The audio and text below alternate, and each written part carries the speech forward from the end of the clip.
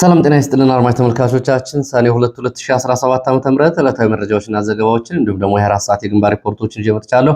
መረጃና ዘገባዎችን እንዲሁም ደግሞ ሪፖርቶችን እየተከታተላችሁ አብራችሁን ስለምትቆዩ ከወዲሁ በአክብሮት አመሰግናለሁ። አብራችሁ ስትቆዩ ሀሳብ፣ አስተያየት፣ ጥቆማ ይኖራችሁ ጥቆማ ዜና@gmail.com እንዲሁም ደግሞ በማህበራዊ ሚዲያ የመልእክት መላላኪያ መንገዶች መልእክትና ሀሳቦቻችሁን ሁልጊዜም እንደምታደርጉት አድርሱኝ። ይህን ያደርጋችሁ ስለሆነ በእጅጉ አመሰግናለሁ። ከዛ ባሻገር ደግሞ እንደዚሁ ተሳትፎ ይኖራችሁ አስተያየት መስጫ ላይ ማስተያየቶቻችሁን ማስቀመጥ ትችላላችሁ። ስለተሳትፏችሁ በእጅጉ አመሰግናለሁ። የተለያዩ መረጃዎችን ይዣለሁ። በዚህ ሰዓት ከምነግራችሁ መረጃዎች መካከል እንደዚሁ እንግዲህ አዳዲስ ውጥረቶችን የሚያሳዩ መረጃዎች አሉ። እነዚህ በዝርዝር ሰማላችሁ። አዲስ አበባ፣ አማራ ክልል፣ በትግራይ እንዲሁም ደግሞ በአፍሪካ ቀንድ ጭምር ያሉ አዳዲስ መረጃዎችን ነው አካትቼ በዚህ ሰዓት ያስኩት። ወደ መረጃዎቹ ነው የሚሄደው። እናንተም እንግዲህ እየተከታተላችሁ አብራችሁን እንድትቆዩ እንደተለመደው ሀሳብ አስተያየት ኖራችሁ ጥቆማ ዜና@gmail.com የሚለው የኢሜል መልእክቶችን ማድረስ ትችላላችሁ። ብዙዎቻችሁ መልእክቶችን አድርሳችኋል። ካደረሳችሁ መልእክቶች መካከል በየአካባቢው የሚፈጸሙ እገታዎችን፣ ዝልፊያዎችን ከሾፌሮች ጋር በተያያዘ ያለውን ምሬት በተመለከተ በርካቶቻችሁ አስተያየቶችን አድርሳችሁኛል። እንዲሁም ደግሞ የአፍሪካ ቀንድ ፖለቲካን በተመለከተ እንደዚሁ በሀገር ውስጥ ያለውና በአፍሪካ ቀንድ ያለው የፖለቲካ አስተላለፍ በሰሞኑን የነበሩ የትዕይንተ መረብ ጉዳዮችን በተመለከተ እንደዚሁ የተለያዩ አስተያየቶችን አድርሳችሁኛል። በእጅጉ አመሰግናለሁ። በተለያዩ ጊዜያት ሀሳብ አስተያየቶቻችሁን ይዤ የምመለስ ይሆናል። በአዲስ አበባ ይደረጋል የተባለው ዘንድ የፖሊስ አሰሳ እስከ መፈንቅለ መንግስት ድረስ የሚያሰጉ ስጋቶች ስላሉ ነው እያሉ ነው የመረጃ ምንጮቹ። የተጠረጠሩ ባለስልጣናት መኖሪያ ቤቶችም እንደዚሁ የፍተሻና የብርበራው አካል ይሆናሉ ተብሏል። ከዚህ ጋር በተያያዘ የምነግራችሁ መረጃ አለ ወደኋላ። ከዛ ፊት ወደ አማራ ክልል የግንባር መረጃዎችን ሄድና ያሉ የተለያዩ መረጃዎችን ወደ እናንተ ላድርስ። የመጀመሪያው ወደ ደቡብ ጎንደር ላይ ጋይንት የሚወስድን መረጃ ነው። በትላንትናው ዕለት በዚሁ አካባቢ በተለያዩ ቦታዎች ውጊያዎች ሲደረጉ ውለዋል። በውጊያው ሰብአዊ፣ ቁሳዊ ጉዳት ደርሷል። በፋኖ አባላት፣ በመከላከያ እንዲሁም ደግሞ በንጹሃን ላይ ጉዳቶች ደርሰዋል። ከዚህ ጋር በተያያዘ በጭካኔ የተሞላባቸውን ግድያዎችም የሚሊሻ አባላት ፈጽመዋል በንጹሃን ላይ ተብሏል። ቤት ዘግተው እስከ ማቃጠል እንዲሁም ደግሞ አስከሬን እንዳይወጣ ጭምር እና ሰዎች ቤቱ እንዳያጠፉ በድሽቃ እየተከላከሉ አሰቃቂ ግፎችን እየፈጸሙ ነው። በተለያዩ አካባቢዎች የሚሊሻ አባላት ከሚፈጽሟቸው ግፍና ሰቆቃዎች መካከል ይሄ ማሳያ ነው ተብሏል። እንግዲህ ከባድ ውጊያዎች ሲደረጉ የዋሉት በተለያዩ አካባቢዎች ነው። በዚህ ውጊያ ሰብአዊ፣ ቁሳዊ ጉዳት ደርሷል። ንጹሃን በአሰቃቂ ሁኔታ ተገድለዋል። ከስቴ፣ ከስማዳ፣ ከመቄት ጭምር የተውጣጣ አዲስ ኃይል ወደ አካባቢ ወደ ጋይንት እንዲዘምት ከተደረገ በኋላ ሰሞኑ የብልጽግና ከፍተኛ ባለስልጣናት ወደ አካባቢ ከተንቀሳቀሱ በኋላ ይሄ ዘመቻ እንደተጀመረ የሚገልጹ የመረጃ ምንጮቹ የመጣ የመንግስት ጥምር ኃይል ጋር ነው ከባድ ውጊያ የተደረገው። የአንበሳው ጋይንት ክፍለ ጦር የተለያዩ ብርጌዶችን ለመክበብ እንዲሁም ደግሞ ቀጠናዎቻቸውን ለመቆጣጠር የተደረገ ዘመቻ ነበር ተብሏል። በአጸፋ ምላሽ ተሰጥቶ ሁለት ቦታዎች ላይ ከባድ ውጊያዎች ተደርገዋል። አንደኛው ሰኞ ገበያ ተብሎ የሚጠራ ቦታ ነው፣ በትላንትናው ዕለት የተደረገው ውጊያ። ሌላው ደግሞ መኳቢያ አካባቢ በተባሉ ውጊያዎች ነው።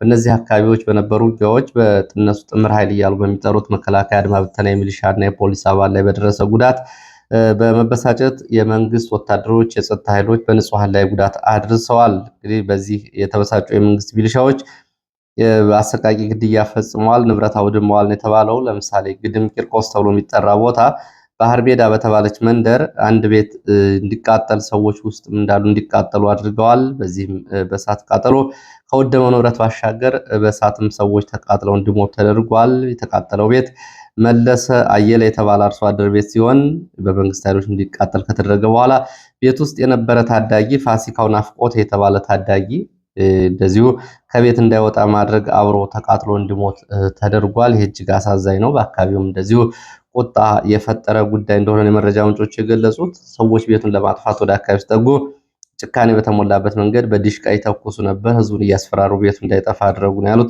13 የአርሶ አደሮች በግድ ትጥቅ እንዲፈቱ ተደርገዋል። በአካባቢው እንግዲህ ፋስ መውጫ ከተማን ጨምሮ በተለያዩ አካባቢዎች ከ550 በላይ የግል ትጥቅ ያላቸው በሚል በኃይል ግዳጅ ካምፕ እንዲገቡ ግዴታ ተጥሎባቸዋል። ከፋኖ ጋር ትዋጋላችሁ፣ አንዋጋም የምትሉ ከሆነ ደግሞ ትጥቃችሁን ትፈታላችሁ በሚል የግል ትጥቅ ያላቸው ሰዎች ጫና ውስጥ ገብተዋል ተብሏል። ከዚህ ጋር በተያያዘ እንግዲህ ፋኖም የግል ትጥቅ ላላቸው አርሶ አደሮች እንዲሁም ደግሞ ነጋዴዎች መልእክት አስተላልፈዋል።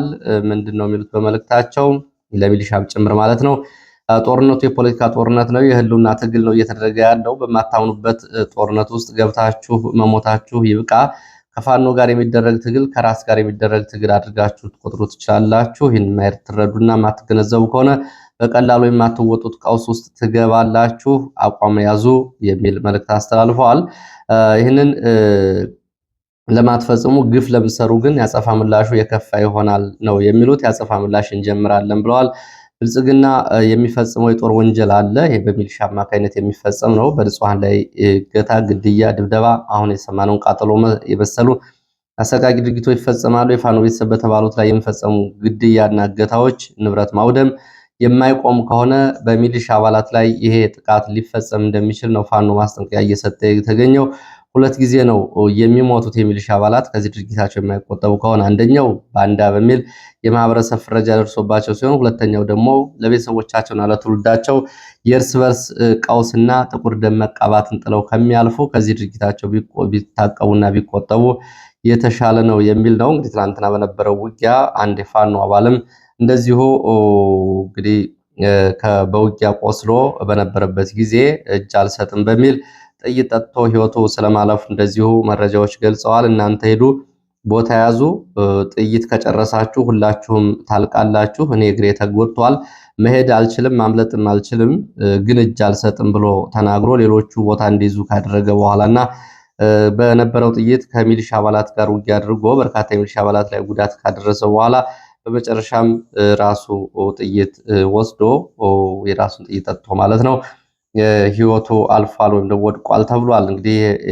ፋኖ እጅ አልሰጥም ያለው ፋኖ የሽጥላ እንደሚባልና ከአሁን በፊት እሱ በነበረባቸው ውጊያዎች በሱ ጥይት ከሞቱ የሚሊሻ አባላት እንዲሁም ደግሞ በዛ ዘመቻ ከነበሩ ውጊያው አጠቃላይ ጉዳቶች የሱን ጥይት ያልቀመሱ አልነበሩም ነው የተባለው። በዚህም እንግዲህ ብዙዎቹ የሚሊሻ አባላት ትላንትና የደስታ ጥይት ሲተኩሱ ነበር የሚሉት የመረጃ ምንጮቹ። ትግሉ ግን ጓደኛችን ቢያልፍም ይቀጥላል ተጠናክሮ ሲሉ ነው ሌሎች የመረጃ ምንጮች እየገለጹት። እስካሁን ተኩሶ የሳተው ጥይት የለም ስለሚል ስለ ጀግንነቱ እንደዚሁ ተጨማሪ መረጃዎችን አድርሰዋል። ወደ ሸዋ መርሐቤቴ የሚወስድን መረጃ ላስከትል። ሸዋ መርሐቤቴ ድምድም በተባለ ቦታ እንደዚሁ የደፈጣ ጥቃት ተፈጽሟል። በደፈጣ ጥቃቱ ወታደራዊ ኪሳራ ደርሷል ተብሏል።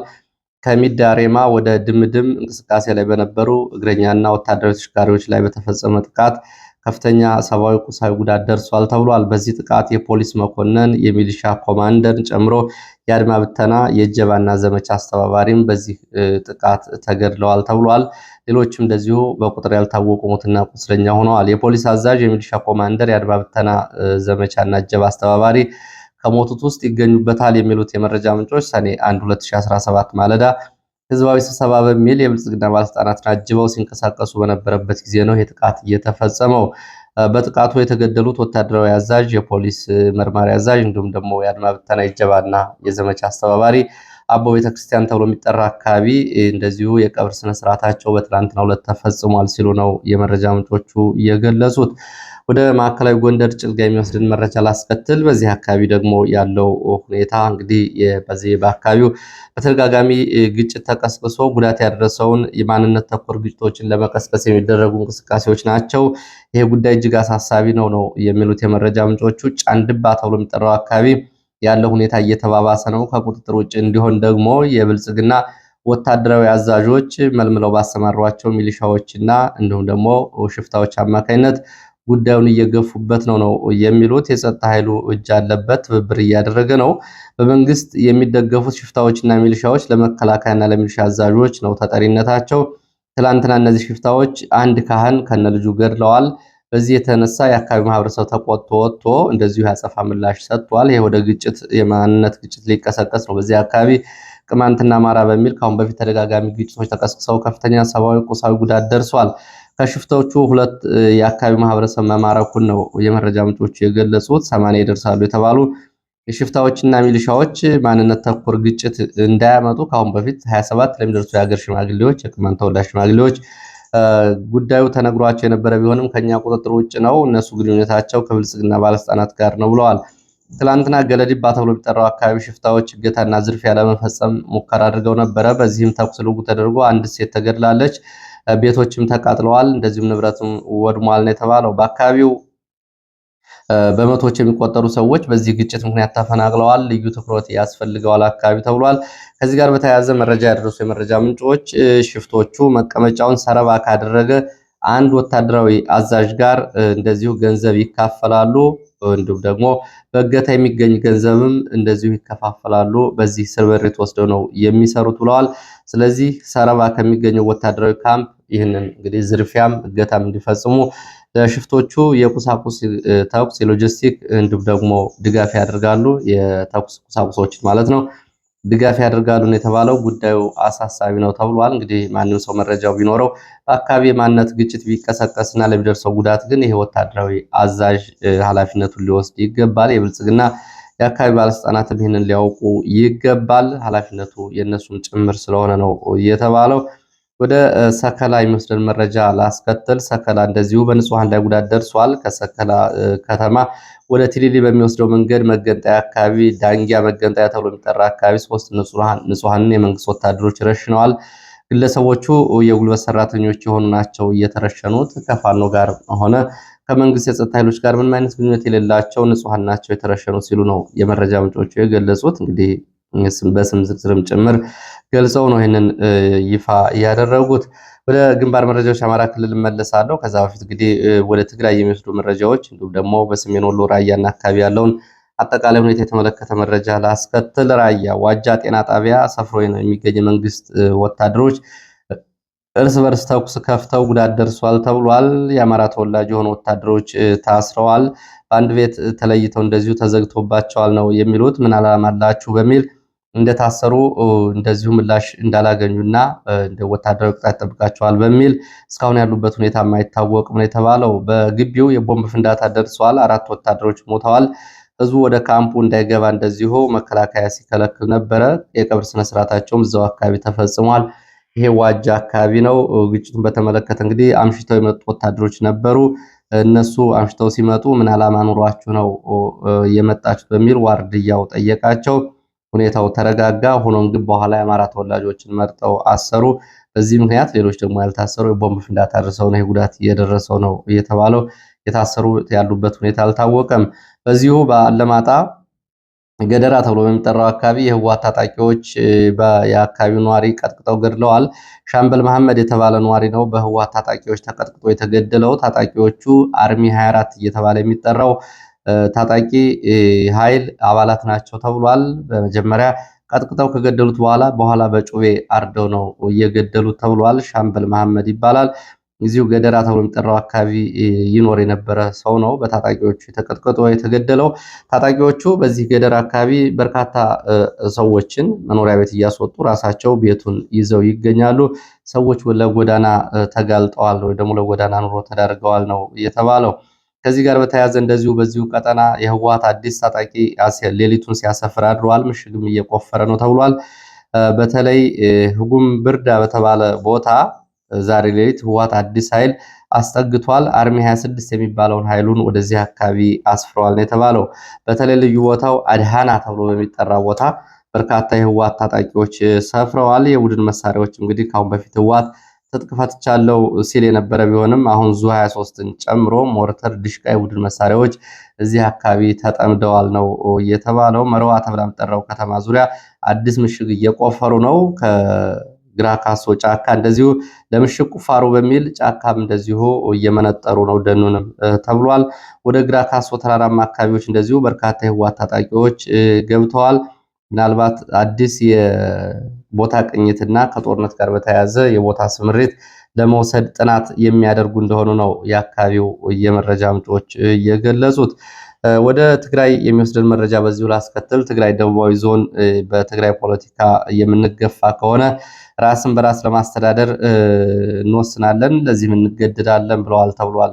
የዞኑ አስተዳዳሪ ሀብቱ ኪሮስ ከክልሉ እንድንወጣ እየተደረግን ነው። ይሄ ደግሞ እኛም የማንፈልገው ነው። የትግራይ ፖለቲካ እንዲድን ነው የምንፈልገው።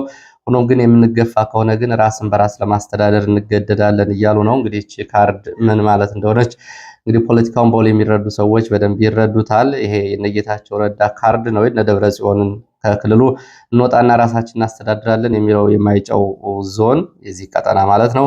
ራያንም ጨምሮ ነው በነገራችን ላይ እነሱ ደቡባዊ ዞን የሚሉት። ይህንን ይዘን እንወጣለን ነው እያሉ የሚገኙት።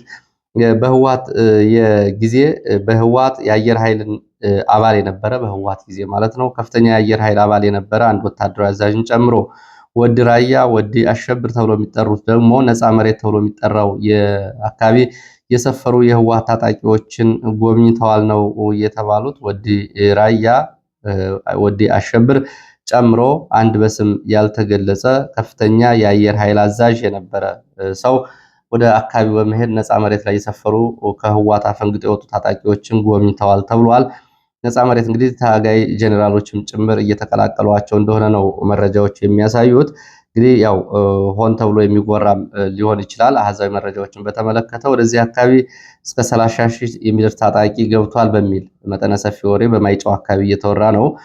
እውነታው በእርግጥ ይሄ ቁጥር ነው ወይ የሚለው እንዳለ ሆኖ ግን ይህንን ማስወራት ለምን አስፈለገ የሚለው ጉዳይ ያው እንግዲህ እነ ደብረጽዮን ባላቸው ትይዩ ታጣቂ እነጌታቸውም አዲስ ታጣቂ እያዘጋጁ መሆናቸውን የሚያሳይ ነው።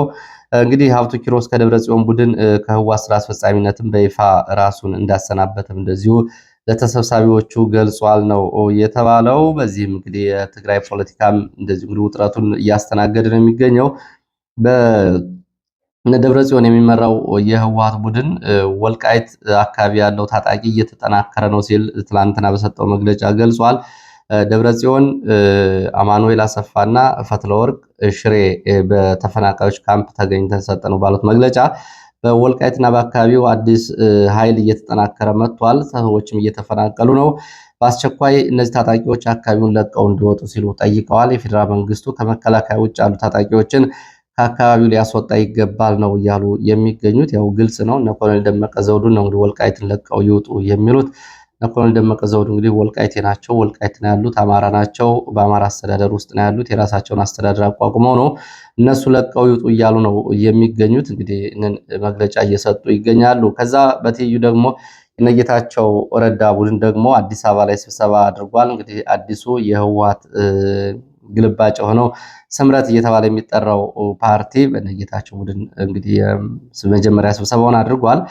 በስብሰባው ላይ የተለያዩ ጉዳዮች ተነስተዋል ነው የተባለው። በስብሰባው እንግዲህ የፓርቲውን ምስረታ ማንፌስቶ እንዲሁም ደግሞ ተዛማጅ ወቅታዊ ጉዳዮች ላይ ውይይት ማድረጉን የገለጸው መረጃው ከተገኙ ሰዎች መካከል የትግራይ ምክትል አስተዳዳሪ አሁንም ጀነራል ጻድቃን ገብረትንሳይ እንዲሁም ደግሞ የጊዜያዊ አስተዳደሩ አካል የነበሩና ከጌታቸው ረዳ ጋር አካባቢ ለቀው ከተባረሩት ውስጥ የሚገኙት አሁን በትምህርት ሚኒስትር ዴኤታ የሆኑት ፕሮፌሰር ክንደያ ገብረ ሕይወት እንዲሁም ደግሞ ጌታቸው ረዳ የቀድሞ የትግራይ ጊዜያዊ አስተዳዳሪና አሁን የጠቅላይ ሚኒስትሩ የምስራቅ አፍሪካ አማካሪ ጌታቸው ረዳ ይገኙበታል ተብሏል። እንግዲህ በዚህ ንግግር አድርገዋል።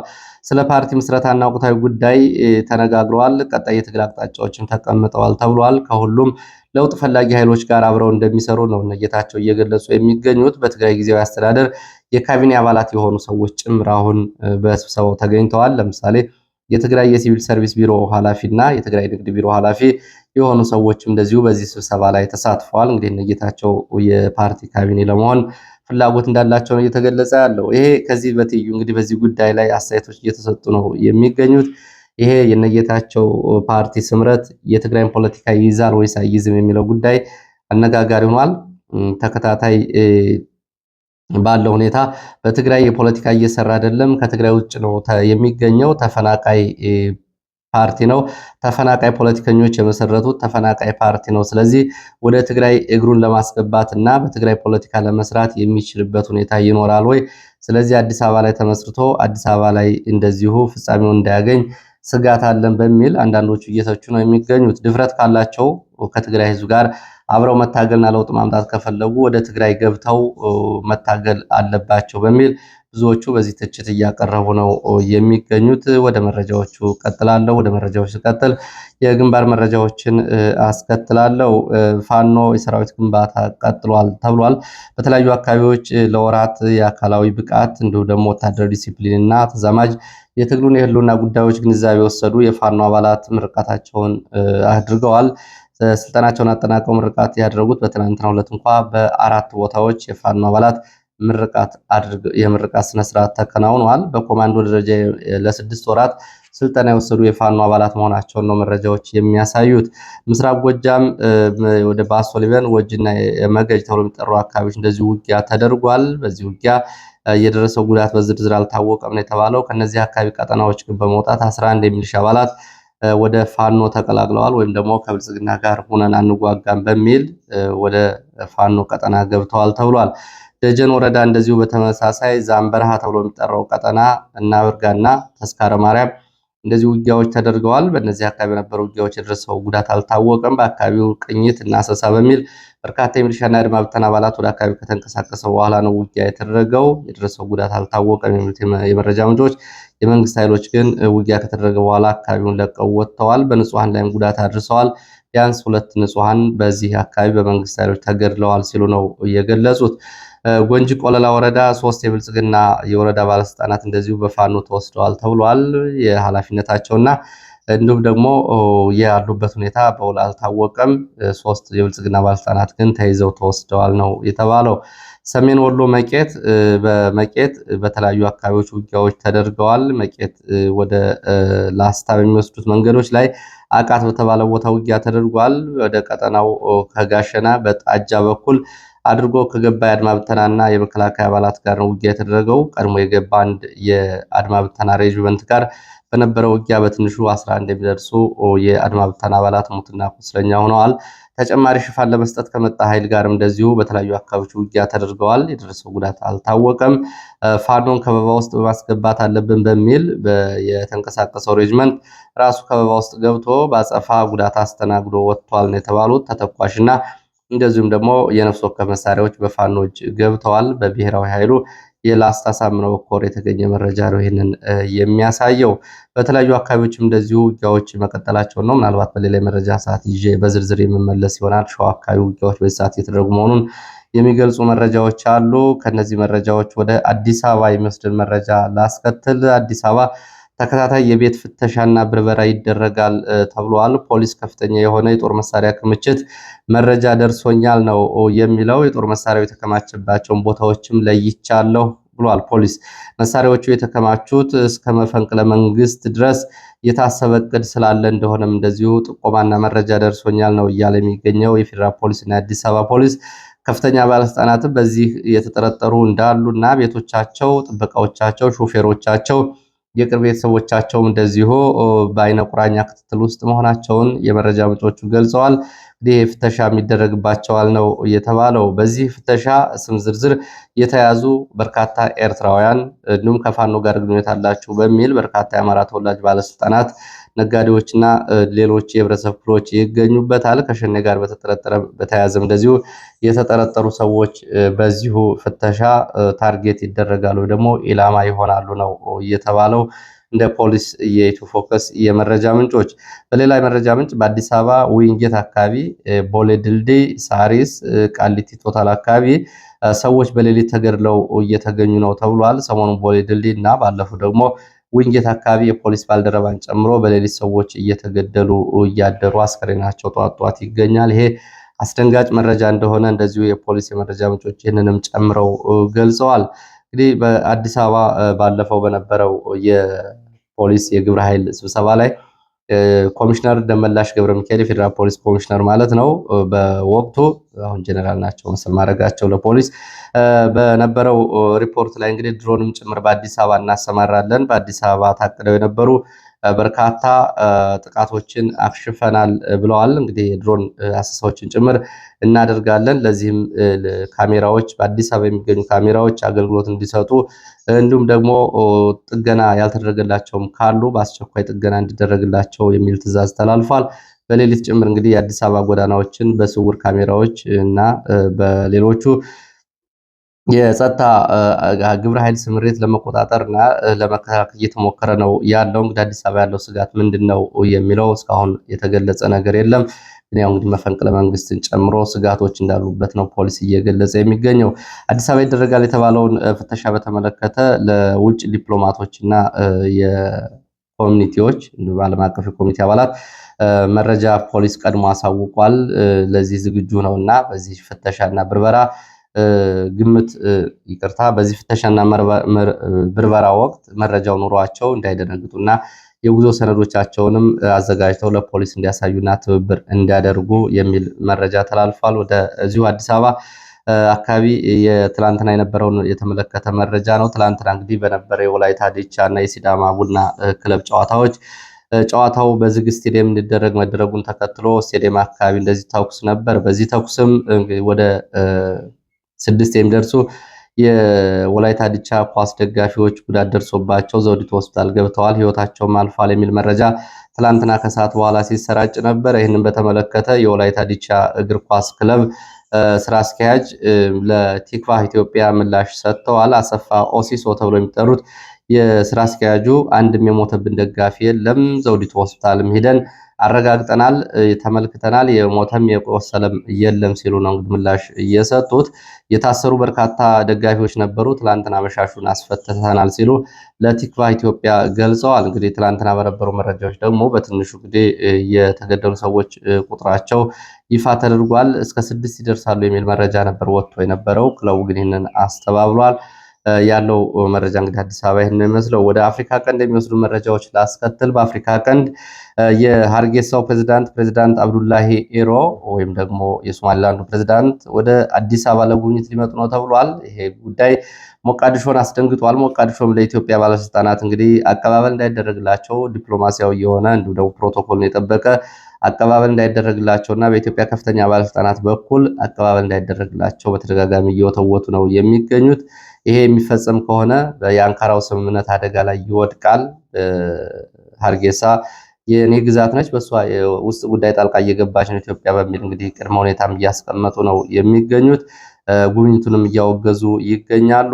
የሀርጌሳው ፕሬዝዳንት አብዱላሂ ኢሮ ወደ አዲስ አበባ የሚመጡት ባለፈው ዓመት ከአብይ አህመድ እና በቀድሞ ፕሬዝዳንት ሙሴ ባሄ የተፈረመውን የወደብ ኪራይ ስምምነትን በተመለከተ በዚህ ጉዳይ ላይ ከአብይ አህመድ ጋር ለመነጋገር እንደሆነ ነው መረጃዎች እየገለጹ የሚገኙት። መቼ እንደሆነ ግን ጉብኝቱ በትክክል አልታወቀም።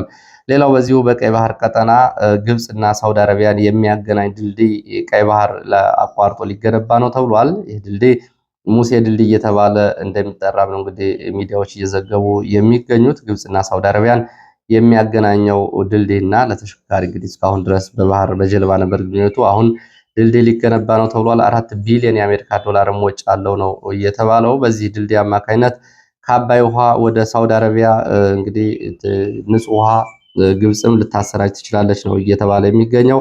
ሱዳንን በተመለከተ አብዱላ ሐምዶክ የቀድሞ የሱዳን ጠቅላይ ሚኒስትር አካታች የጋራ ፖለቲካ ካልተመሰረተ የሱዳን ጦርነት ይቀጥላል፣ በተለይ የፖርት ሱዳኑ መንግስት ሲሉ የአልቡርሃንን መንግስት ለዚህ ፈቃደኛ ካልሆነ የሀገሪቱ ቀውስ ይቀጥላል፣ በጦርነት መፍትሄ አይመጣም ሲሉ ነው አስተያየት እየሰጡ የሚገኙት። ለሰዓት ያስኳቸው መረጃዎች እነዚህ ነው። መስሎ ስለተከታተላችሁ በእጅጉ አመሰግናለሁ። በሌላ ተመሳሳይ መርሃ ግብር እስከምንገናኝ ድረስ መልካም ጊዜ